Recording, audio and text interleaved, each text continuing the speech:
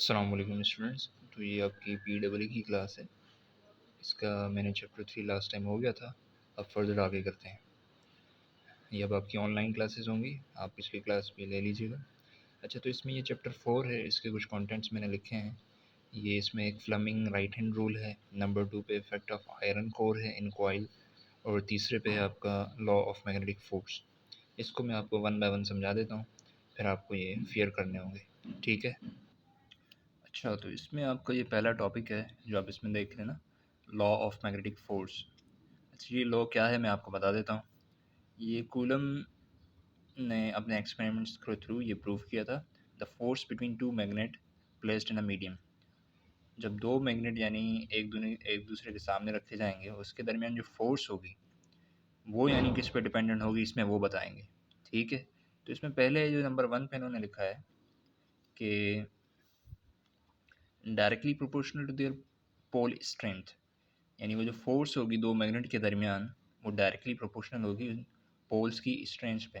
Poles क्या होते हैं, वो जो आपने मैग्नेट में पढ़े होंगे ना, लिखे होते हैं नॉर्थ पोल साउथ पोल, इसकी बात करें। अच्छा, डायरेक्टली प्रोपोर्शनल का मतलब मैंने आपको पहले ही बताया था कि यानी अगर फोर्स इंक्रीज होगी तो फिर पोल स्ट्रेंथ भी इंक्रीज होगी, अगर ये स्ट्रेंथ डिक्रीज होगी तो फिर फोर्स भी डिक्रीज होगी, यानी ये डायरेक्ट रिलेशन है। उसके बाद आपके दूसरे नंबर पे क्या है, inversely proportional to the square of the distance between them, यानी वो दो जो मैग्नेट हैं उनके दरमियान जो डिस्टेंस है उनका स्क्वायर कर लो। इससे ये क्या है, फोर्स इन्वर्सली प्रोपोर्शनल है, यानी कि फोर्स ज़्यादा होगी तो ये चीज़ कम होगी, अगर ये डिस्टेंस जो है ये ज़्यादा होगा तो फिर फोर्स कम होगी, ठीक है। इसके बाद तीसरी चीज़ किस पे डिपेंडेंट है ये फोर्स टू मैग्नेट्स के दरमियान। तीसरी चीज़ है inversely proportional absolute permeability of the surrounding medium, यानी सराउंडिंग मीडियम में जो उसकी परमिएबिलिटी होती है इस पर डिपेंड होंगे। तो इसको अब इक्वेशन फॉर्म में लिखेंगे जी। तो नंबर 1 पे था पोल स्ट्रेंथ, यानी ये एफ जो है, F is directly proportional m1 m2 upon mu D square.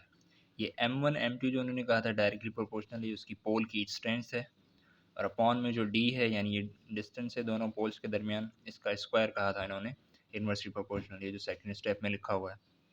उसके बाद ये म्यू क्या है, उसकी परमिएबिलिटी है उसकी ऑफ द सराउंडिंग मीडियम, ठीक है। तो जब ये डायरेक्ट प्रोपोर्शनलिटी जब हटेगी, यानी ये जो प्रोपोर्शनल हटेगा तो इसकी जगह कांस्टेंट आ जाता है, तो यहाँ पे कांस्टेंट क्या है, वो के है।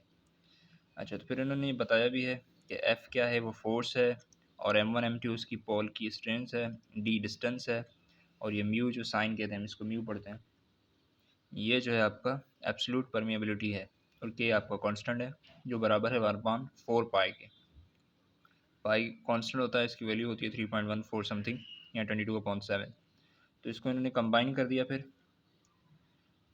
कंबाइन करने के बाद, कंबाइन यानी कि ये जो यहाँ पे के की वैल्यू थी, उन्हें क्या किया, के की वैल्यू 1/4 पाई इसमें पुट कर दी, ठीक है। फिर ये मीडियम का फ़र्क है, यानी इन मीडियम जो होगी, एयर मीडियम में क्या हो गया, म्यू जो है आपका सिर्फ म्यू नॉट हो जाएगा, और अगर किसी और मीडियम में होगा तो ये म्यू नॉट म्यू आर हो जाएगा, इसका ये डिफरेंस है। इस स्टेप के बाद आपकी के की वैल्यू इन्होंने पुट कर दी, 1/4 है तो ये बन गया, ठीक है। तो ये आपकी फर्स्ट था टॉपिक, इसकी डेरिवेशन आप लिख लीजिएगा, ये कंप्लीट मैंने आपको दिखा दी है, ये आपकी बुक में भी होगी। अच्छा, तो ये आपका दूसरा टॉपिक है, इसमें क्या है कि कह रहे हैं कि effect of iron core in a coil, यानी जो आयरन कोर होती है उसका एक कॉइल पे क्या फ़र्क पड़ता है। जैसे कि इन्होंने ये डायग्राम में दिखाया है कि अगर एक आयरन कोर पे अगर आप बाउंड कर दें कोई कॉइल, वायर की कॉइल जो होती है, वो अगर आप इसके बाउंड कर दें तो इसके बाद इसमें चेंजेस क्या आएंगे। अच्छा, इस कोर पे अगर ये आप कॉइल ऑफ वायर बाउंड कर दें तो फिर ये कहलाता है सोलेनॉइड, जैसा कि यहाँ पे लिखा हुआ है। अब इसमें पहले कह रहे हैं, पहले पैराग्राफ में, कि अगर इसमें से करंट पास हो जाए तो फिर क्या होगा, इस सोलेनॉइड में से, यानी ये जो सोलेनॉइड है जो कोर के ऊपर अपने कॉइल की वायर बाउंड की हुई है, तो फिर ये क्या होगा, इसमें से मैग्नेटिक फील्ड प्रोड्यूस हो जाएगी। चलिए, तो मैग्नेटिक फील्ड प्रोड्यूस हो जाएगी अगर इसमें से करंट पास हो जाए इसमें से। उसके बाद कह रहे हैं the line of force run approximately parallel to the axis of solenoid, जो फोर्स की लाइन होंगी वो बिल्कुल पैरेलल होंगी एक्सिस ऑफ सोलेनॉइड की, यानी पैरेलल का मतलब अगर ये लाइन इस तरफ है तो इसकी लाइन ऑफ फोर्स भी ऐसे ही जाएंगी, यानी उसके बिल्कुल सेम डायरेक्शन में, ठीक है। उसके बाद कह रहे हैं in fact if a conductor is several times to form a helix. A portion of flux produced by each strand will add up with the portion of flux produced by the other strand. इसमें ये कह रहे हैं कि अगर जो इसमें पहला फ्लक्स प्रोड्यूस होगा इस ये जो उन्होंने वाइंड किया हुआ है इसकी वजह से, तो फिर दूसरी जो राउंड होगा उसमें वो एडअप होता जाएगा, इसमें ये कहना चाह रहे हैं। अच्छा, इसके बाद जो है, अच्छा तो इसमें इन्होंने पहले पैराग्राफ में ये बताया कि मैग्नेटिक फील्ड प्रोड्यूस होगी, ठीक है, और वो उसके पैरेलल होगा। और सोलेनोइड क्या होता है इसमें ये इन्होंने बताया कि अगर ये आपकी जो लाइंस हैं, सॉरी कोर है, इसके ऊपर आप कॉइल ऑफ वायर जो है इस पर बाउंड कर दे, वो सोलेनोइड कहलाएगा। तो इसमें ये थोड़ी सी थ्योरी है, ये दोनों आप पढ़ भी लीजिएगा, मैंने बता भी दिया है, फिर ये आप यहाँ से लेकर यहाँ तक लिख लीजिएगा, इसमें डायग्राम भी है। इससे पहले वो डेरिवेशन थी जो अब मैं दिखा देता हूँ, ये डेरिवेशन भी आपको कंप्लीट लिखनी है जो मैंने इससे पहले बताई आपको। ये लॉ ऑफ मैग्नेटिक फोर्स है, ये इंपॉर्टेंट है, ये पूरी आप लिख लीजिएगा, ठीक है। अच्छा, इसके बाद ये आपका है फ्लेमिंग्स राइट हैंड रूल। ये क्या है, ये बेसिकली हम डायरेक्शन जो होती है इंड्यूस ईएमएफ की, वो हम मालूम करने के लिए ये रूल लगाते हैं। अच्छा, ये रूल बिल्कुल आसान है, इसमें ये जो लिखा हुआ है मैं आपको समझा देता हूँ। इसमें कह रहे हैं कि आपकी जो राइट हैंड है ना, उसकी फर्स्ट और सेकंड फिंगर जो है आप इस तरह पैरेलल अलग कर लें, इस डायरेक्शन में इसको दिखा दें।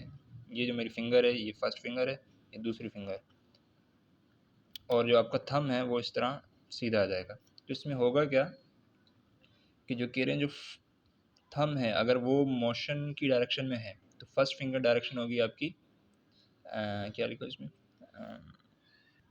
हाँ, तो आपकी जो राइट हैंड की जो फर्स्ट फिंगर है, सेकंड फिंगर और थंब, इस तरह से आप करेंगे इसको, ये आपका हो गया।